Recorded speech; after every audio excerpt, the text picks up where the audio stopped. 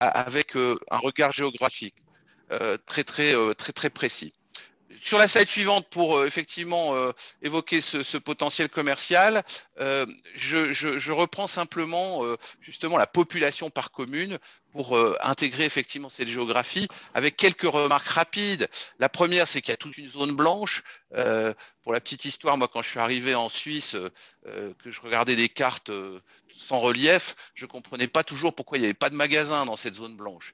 Et puis un jour, quelqu'un m'a dit, bah oui, mais c'est les Alpes. Hein, c'est les Alpes à cet endroit-là, donc forcément, il n'y a pas d'habitants, il n'y a pas de magasin.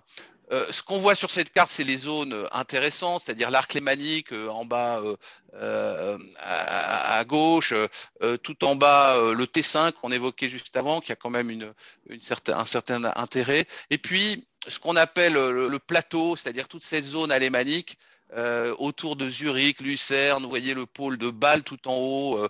Et donc, effectivement, la population suisse, elle est à cet endroit-là. Elle ne, elle ne, elle n'est pas concentrée juste à un endroit autour d'une capitale selon le modèle français, et elle effectivement à aller chercher là où elle est. Hein, c'est ça le message que je veux donner de manière importante. Et puis, slide suivante. Le pouvoir d'achat. Alors, j'ai repris uniquement sur cette slide qui va apparaître l'indice de pouvoir d'achat.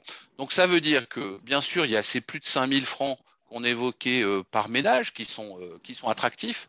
Mais si on regarde simplement les gens qui sont au-dessus de la moyenne, bah, effectivement, et qui sont en orange sur cette carte, au indice plus de 100, bah, on retrouve effectivement l'arc lémanique de manière très importante.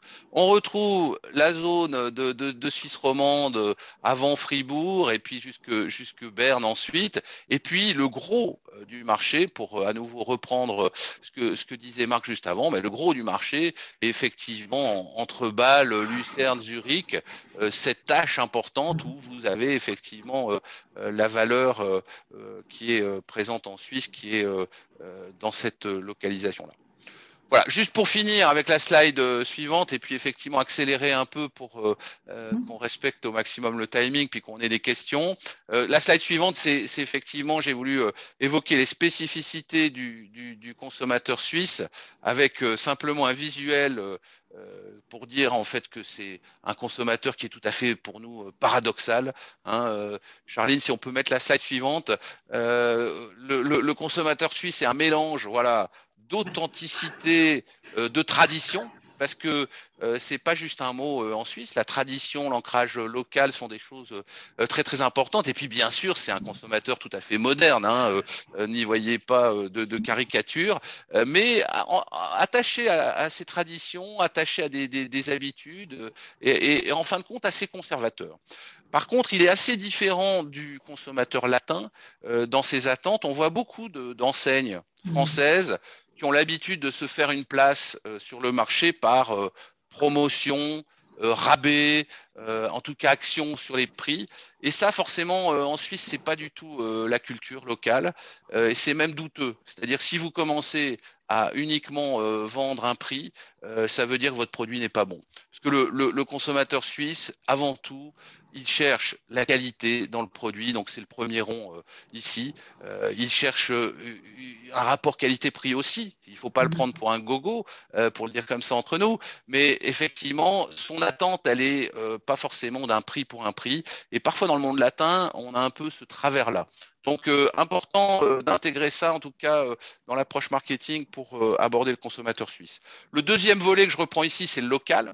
Effectivement, le local est très important. La structure du pays est elle-même locale. L'anecdote, c'est qu'on dit souvent quelle est la capitale de la Suisse. Ben, en fait, si je suis vaudois, ben, la capitale, c'est Lausanne, parce que c'est la capitale du gouvernement de mon territoire. Et puis, il y a Berne, qui est la ville où siège le Parlement fédéral, qui est un peu autre chose. Et donc le local, et on en reparlera sur les vins, effectivement, le local, c'est pas un produit suisse, c'est un produit de mon canton. Hein. Et puis, dernier point, le consommateur suisse, bien sûr, il a un pouvoir d'achat, mais il est aussi du coup exigeant et il a une attente de niveau de service de haute qualité, que ce soit dans le service client ou le service commercial. Et donc, il y a aussi beaucoup de choses à faire à ce niveau-là pour le séduire.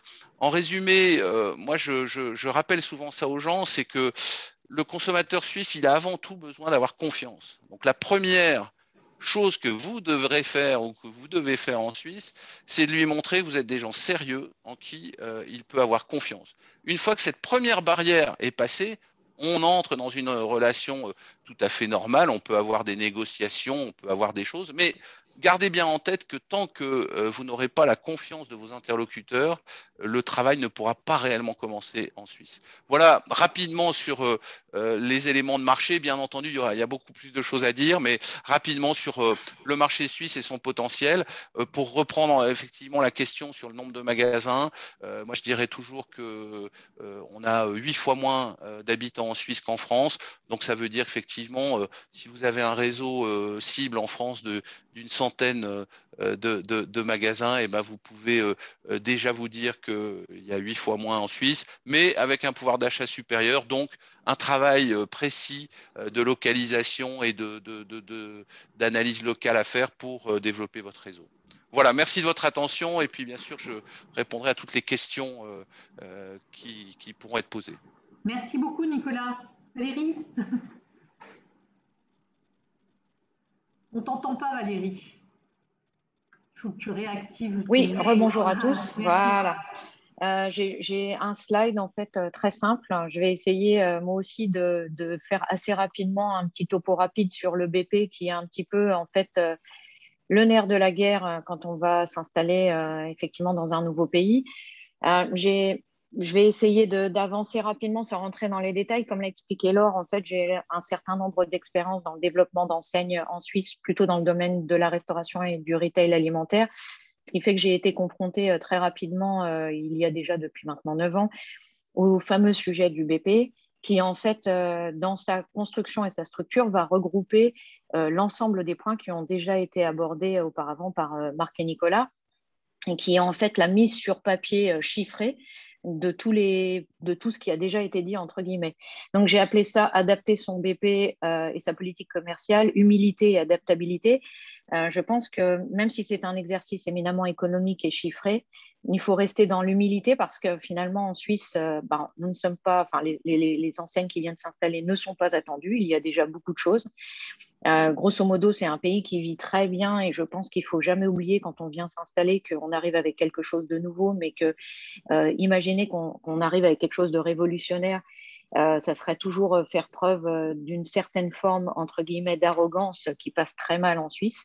Et adaptabilité, pourquoi? Parce qu'effectivement, comme cela a été expliqué, on doit s'adapter aux coutumes locales, mais aussi aux disparités cantonales, et qu'un BP pour l'ensemble du pays, ça paraît presque pas possible.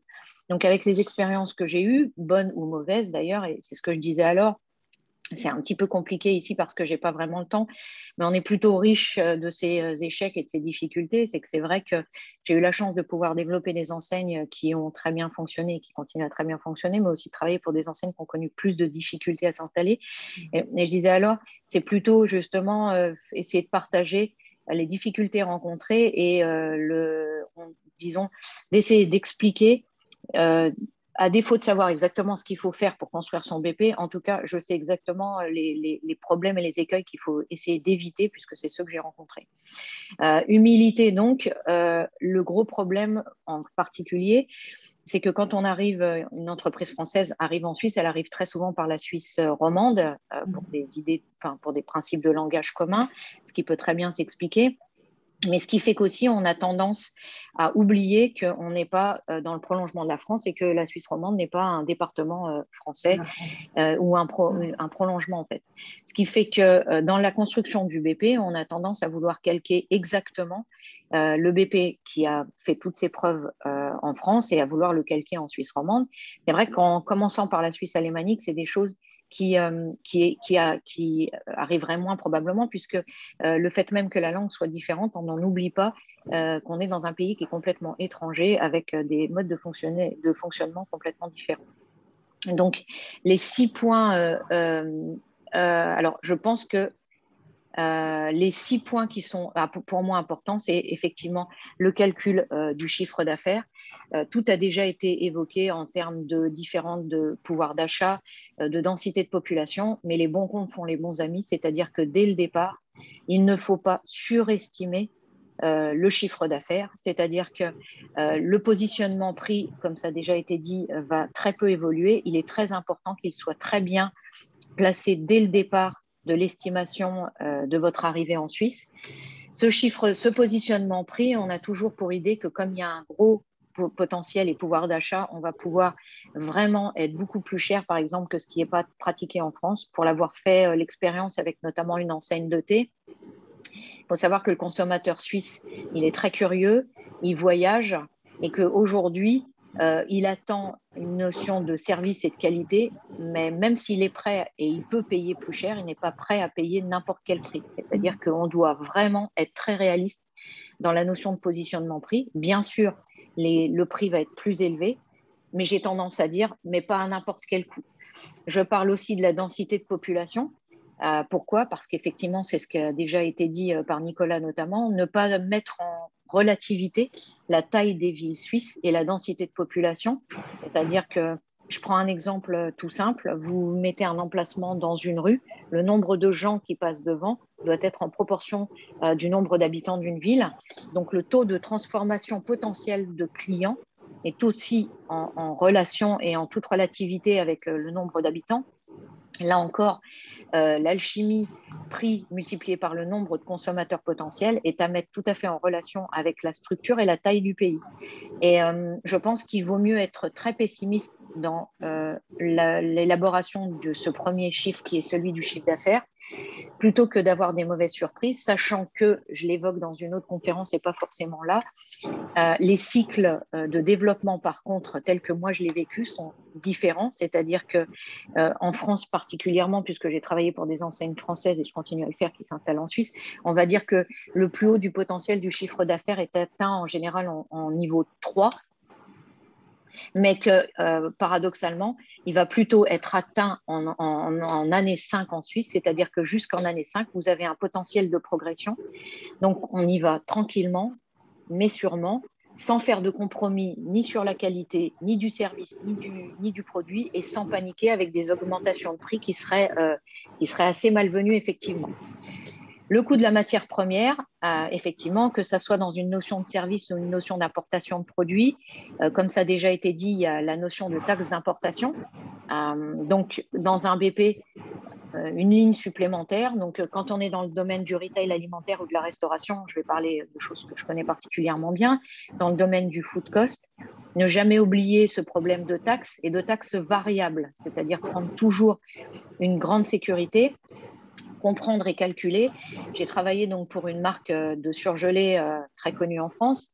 Nous avons passé beaucoup de temps à travailler avec les autorités suisses, justement pour comprendre le mode de fonctionnement des importations avec des taxes variables et bien ajustées dans son BP, parce que très vite, ce sont des choses qui peuvent prendre une grande importance dans le coût de revient de votre matière première, entre guillemets.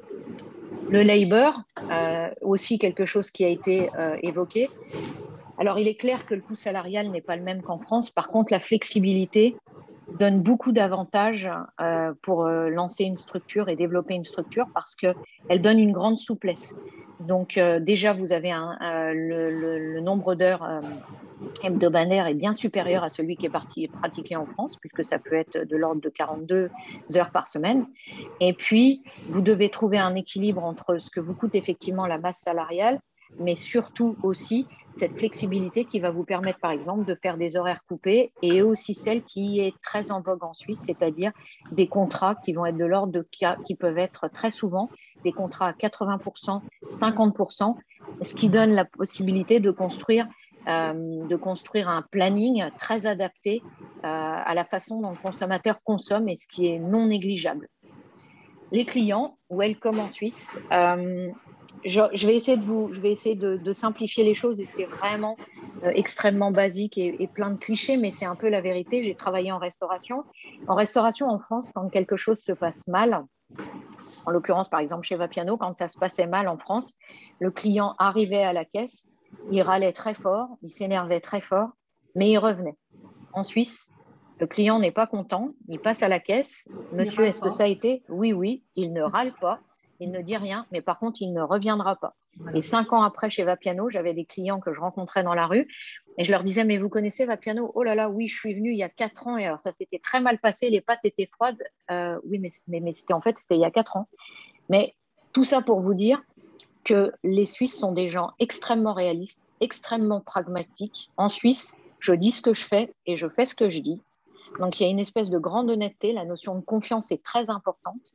Et dès le départ, il faut toujours être axé sur cette notion de qualité de service et qualité de produit. La communication, très importante. C'est très facile pour les entreprises qui décident de venir en franchiseur de s'installer en Suisse romande parce qu'effectivement, c'est français, donc on pense qu'on peut utiliser les mêmes outils. À 80%, oui, mais sur 20%, il y a des adaptations qui sont nécessaires. On ne dit pas une promotion, mais une action. On tutoie plutôt le consommateur. Effectivement, dans le canton de Genève, ils détestent les actions ou les vouchers. Ça va être plus en vogue à Lausanne. Et les fribourgeois n'ont pas l'habitude d'utiliser ce type d'action. En Suisse alémanique, c'est un peu différent. Ils ont un peu plus de problèmes avec les produits français, mais on a un peu plus de difficultés à se faire entendre avec des produits français en Suisse romand, même si c'est plein de clichés et ça sera un peu plus facile en Suisse alémanique. Les Suisses allemands ont un peu plus de problèmes avec les produits allemands qu'avec les produits français. Donc, il y a toute une somme de communication à adapter en fonction des cantons, des langues et des habitudes. Négocier, pragmatisme, le maître mot. C'est un pays de consensus. C'est un pays où le rapport de force et la hiérarchie dans le monde du travail n'est pas le même. C'est un pays où les grands patrons des grandes entreprises sont très facilement accessibles pour les premiers rendez-vous parce que c'est un pays de contact et c'est un pays de réalisme. Et aujourd'hui, un Suisse, c'est quelqu'un à qui ce que je disais tout à l'heure, je dis ce que je fais et je fais ce que je dis. Donc, une notion de confiance et dans le BP, ça va se traduire très simplement dans le fait qu'il ne faut pas enjoliver les choses à la fois pour vous, mais à la fois aussi pour une forme de financement et de soutien de la part des acteurs économiques locaux, parce que ce qui est dit et ce qui est écrit doit arriver. Donc, alors, Laure, tu m'as demandé d'aller vite, j'ai été vite.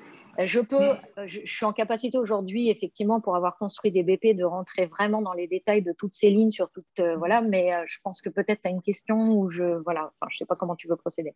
Alors, écoute Valérie, merci beaucoup, très intéressant.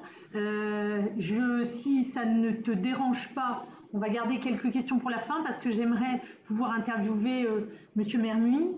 Pas de souci, je t'en prie, voilà, vas-y. Merci beaucoup. Donc, Monsieur Mermuy, c'est intéressant de voir avec vous quels sont les éléments clés du succès à l'international pour Cavavin. Est-ce qu'il est vrai que depuis votre arrivée, vous avez initié ce développement stratégique pour votre enseigne? Donc, j'aimerais bien que vous puissiez nous faire part de ces éléments clés et du succès que vous avez à l'international aujourd'hui. Très bien. Pour résumer la situation, oui, je suis arrivé en 2016. Mon son est bon? Vous voulez que je monte ou que je baisse? Très bien. Parfait. Bon, on vous entend très bien. On a commencé par la Suisse. On a commencé par Lausanne, où on a ouvert en 2016. Et depuis, on a ouvert dans une dizaine de pays. Avec toujours, et je rebondis sur ce qui a été dit avant, une approche très pragmatique. On part du besoin du client dans chacun des pays et on part de zéro. Après, on décrypte toute la chaîne de valeur en analysant le coût rendu sur place. La particularité, si je prends la Suisse, c'est qu'on ne peut utiliser que des transporteurs suisses. Donc, il faut mouliner tout son modèle économique en tenant compte de ça. On tient compte évidemment après des gammes qui vont être appréciées dans le pays. Alors, je rebondis sur ce qui a été dit avant par Marc et Nicolas. En effet, à Lausanne, ils achètent du vin suisse du canton de Vaud et pas d'un autre canton. On est pragmatique au sens où nous, quand on est en France et à l'international, on laisse une marge de manœuvre à nos franchisés. C'est-à-dire qu'en France, un franchisé, il a 30% de marge de manœuvre pour localiser, régionaliser sa gamme. acheter des produits en complément, notamment les bières. Dès qu'il y a une rivière en France, il y a une bière. Donc, chaque franchisé va acheter en complément des produits pour bien l'identifier par rapport à sa clientèle locale. Quand on est en Suisse, par exemple, ou quand on est sur Suisse, comme on dit en Suisse, puisqu'on a tout refait notre plaquette en parlant le franco-suisse pour être adapté aux attentes, et ben le franchisé, en fait, il doit acheter sur notre plateforme les produits français. Mais par contre, pour ce qui va être des produits suisses et des produits italiens, alors des produits italiens, on en a, il en achète chez nous, mais il en achète aussi en direct, directement sur des producteurs italiens. Donc, chaque franchisé réadapte ensuite, par rapport aux attentes de ses clients, le bon produit au bon rapport qualité-prix. On n'est pas là pour faire du rabais, et ça a été bien mentionné avant. Quand on est sur une gamme de produits chez Cavavin, on a 3 niveaux de positionnement prix qui vont correspondre à 3 attentes différentes en fonction de 3 profils de clients ou du même client qui aura 3 occasions différentes d'achat et se fera plaisir de façon différente. Un Saint-Émilion entrée de gamme, un Saint-Émilion grand cru classé, etc., etc. Si je reprends également, parce que c'est très dense ce qui a été dit et je me retrouve dans tout ce qui a été commenté, le succès d'un business plan, ce n'est pas forcément de se dire on a une cave à Lausanne et on va transposer Lausanne dans toutes les autres villes. Moi, j'en cible 10 sur la Suisse romande. Je pourrais aller plus loin, puisqu'on l'a dit avant, il y en a 35 de plus de 10 000 habitants et ça serait un peu ma cible en France, mais je préfère être plus pragmatique dans un premier temps. Quand on travaille un business plan sur la Suisse, compte tenu des loyers et compte tenu du coût de la main-d'œuvre, moi, je vais travailler plutôt sur des surfaces plus réduites. Et finalement, ce que j'ai fait au début à Lausanne fonctionne très bien, mais est trop grand par rapport au contexte actuel. Donc, je vais travailler autrement mon mobilier, qui est un mobilier qui permet de stocker plus et qui permet de faire des dégustations en utilisant le mobilier sans pour autant avoir une salle dédiée à la dégustation. Or, la cave que j'ai à Lausanne, aujourd'hui, elle a 35 mètres carrés dédiés à la dégustation. Mais avec le recul et l'analyse de tout ce qui se fait dans toutes les autres villes, j'ai réadapté mon modèle, non pas en transposant Lausanne, mais en analysant les loyers dans les différentes villes cibles. Et moi, j'ai un taux d'effort qui doit être aux alentours de 7%, c'est-à-dire les loyers éco-fixes par rapport au chiffre d'affaires. Donc, j'adapte mon modèle par rapport à ça, mais c'est à moi de l'adapter. Ce n'est pas au franchisé qui va retenir la franchise de s'adapter, c'est à moi de lui adapter. Et vous avez, merci Monsieur Mermite, vous avez choisi quel axe de développement pour l'international? Je veux dire, en master, en franchise directe, comment vous développez sur les pays? Alors, ça dépend du pays. Quand je suis en Europe, je reste sur du franchisé traditionnel, comme on va trouver en France. Donc, sur UK, où j'ouvre beaucoup en ce moment, ce sont plein de franchisés single unit. Quand je vais être ensuite, moi j'ai 2 axes, j'ai l'Europe et j'ai l'Afrique. Quand je vais être sur l'Afrique, je prends un partenaire solide qui est déjà dans du retail ou qui a déjà une grosse structure administrative, qui en tout cas est fiable, et à qui je donne le pays en général. En Côte d'Ivoire, en Congo par exemple, chaque partenaire a le pays, mais à l'inverse d'un modèle français, il va faire ses ventes on appelle on-trade et off-trade. Donc, en France, on est plutôt off-trade, c'est-à-dire que le client achète et importe. Quand on est à l'international, on vend aussi sur de l'épicerie, on vend aussi sur du multi-channel, ce qu'on ne ferait pas forcément en France. Donc, je cible des partenaires qui vont faire et du B2B, et du B2C, et du service. Et du coup, j'ai un panel beaucoup plus large à leur proposer. D'accord. Est-ce que vous pouvez nous parler des difficultés éventuelles que vous avez pu rencontrer dans votre développement international? Disons que nous, on part d'une feuille blanche. Comment vous les avez réglées aussi, hein? Oui, on part d'une feuille blanche à chaque fois. Donc, à chaque fois, si je prends l'Afrique, c'est 54 façons différentes de faire du business. Donc, il faut vraiment s'adapter à chaque fois. Et vous l'avez bien décrit avant, au pouvoir d'achat, au coût rendu sur place. Moi, quand je suis en Côte d'Ivoire, les taxes d'importation et les coûts logistiques m'augmentent de 120% le coût rendu sur place. Donc après, il faut que je sélectionne une gamme qui, à l'inverse d'être comme en France, un franchisé à 800 références. En Côte d'Ivoire, ils vont en avoir 300. Et puis, je vais leur en dédier certaines pour être dédiées sur le marché de ce qu'on appelle le canal Horeca, café, hôtel, restaurant. Ce ne sont pas les mêmes gammes. Et on travaille avec eux en partant vraiment des typologies de clients. Mais ça, cet effort-là, on le fait au tout début, quand on fait le business plan, quand on analyse le potentiel, et on le refait ensuite dans le cycle de développement du franchisé, en lui disant, là, il faudrait recruter une ressource qui connaît déjà l'hôtellerie haut de gamme. Donc, on va tout retravailler. Et c'est pour ça que à l'international, c'est le partenaire qui fait la différence et c'est lui qui nous amène le potentiel. Mais c'est lui qui va nous guider aussi localement dans ce qu'on est capable de faire. Donc, je préfère ne pas ouvrir dans un pays que d'ouvrir avec un partenaire qui ne va pas m'amener un maximum de potentialité. Donc ça, il ne faut pas se tromper. Excusez-moi, je vous en prie. Non, allez-y. Justement, par rapport à ça, souvent on nous pose la question pour la stratégie d'approvisionnement logistique. Est-ce que vous avez des recommandations justement dans les pays? Comment vous fonctionnez par rapport à ça? Alors, on optimise en fait en fonction du pays. Quand j'envoie évidemment en Côte d'Ivoire ou au Congo, ça va être des containers de 40 pieds. Quand je vais envoyer en Suisse, ça va être toutes les semaines ou toutes les 2 semaines, 3 palettes. Ça va être complètement différent. Et ça a été très bien mentionné également avant. On a des taxes qui sont variables dans l'année sur Suisse, qui fait que sur les 4 derniers mois de l'année, les taxes sont plus importantes. Donc, le franchisé, il a intérêt à anticiper les choses aussi pour bien préparer sa fin d'année. Chez nous, les 2 derniers mois sont cruciaux dans le bilan annuel. Et donc, tout ça, on travaille avec chaque partenaire en lui donnant de la visibilité pour anticiper, en lui donnant accès à ce que vous appelez des actions, qu'on appellerait des promotions en France, puisque nous, en fait, on travaille avec des partenaires vignerons qui nous donnent tous les mois des promotions qu'on restitue aux franchisés, qu'ils le restituent à leurs clients. On anticipe tout ça en se disant, attention, on sait que sur la Suisse, il faut anticiper et on ne va pas passer la commande en novembre, sinon on va être surtaxé. Donc, on anticipe également tout ça en donnant la visibilité au préalable et c'est moi qui vais faire tampon en sachant que je vais avoir une remise dans 2 mois, mais je la donne déjà à mon franchisé, sachant que moi, je vais en fait l'encaisser 2 mois après. Donc, il faut vraiment être pragmatique et s'adapter à chaque contrainte. Et ça fait vraiment grandir l'entreprise de se développer à l'international, ça professionnalise tout le monde, mais ça fait réfléchir autrement et challenger par rapport aux attentes des clients qui sont vraiment jamais les mêmes. Et on le voit même sur la Suisse, des attentes clients, vous allez en avoir quand même presque autant que de chefs de canton. Donc, vous êtes sur des façons de penser complètement différentes. Il faut se remettre à niveau, il faut se remettre en question quotidiennement et essayer de se dire comment est-ce qu'on peut faire encore mieux les choses et est-ce qu'il y a des choses qui évoluent. Je ne vais pas communiquer en Suisse sur les vins rosés comme je le fais en France. Ce n'est pas du tout la même habitude de consommation. Donc, tout ça, il faut vraiment le repondérer. Et ça a été dit également, mais la même communication, il faut de toute façon l'adapter avec le verbiage suisse et pas transposer littéralement une communication française sur la Suisse. Donc, tout ça, il faut le retravailler ensuite et s'adapter.